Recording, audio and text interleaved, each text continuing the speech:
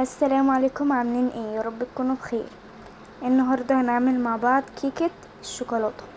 اول حاجه هنحط في الخلاط كوبايه لبن وكوبايه زيت ونص كوبايه كاكاو، وهنضربهم في الخلاط بالشكل ده. تمام. هنحط نص الكميه للصوص. تمام. وهنزود بقى بيضتين اهو، وكوبايه سكر وكيس فانيليا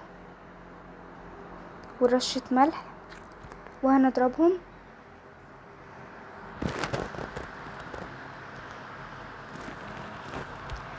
وبعد كده هنحط مع الدقيق بيكنج باودر وهنقلبه،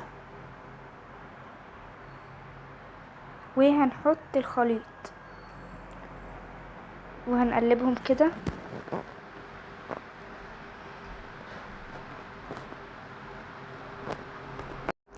وهنقلب بالشكل دوت. وفي صينية بقى هنحط دهنة زيت او سمنة ورشة من الدقيق. تمام.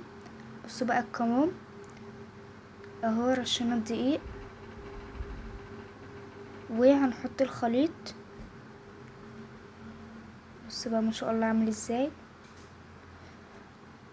اهو. هنحط كله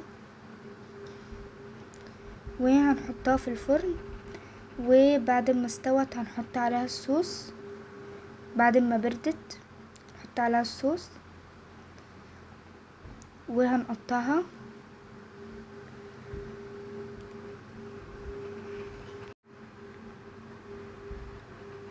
اهو.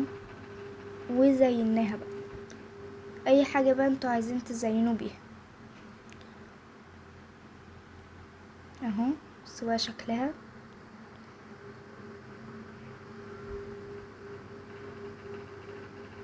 ولو عجبكم الطريقة متنسوش تحطوا لايك وتشتركوا في القناة، وبالهنا والشفا.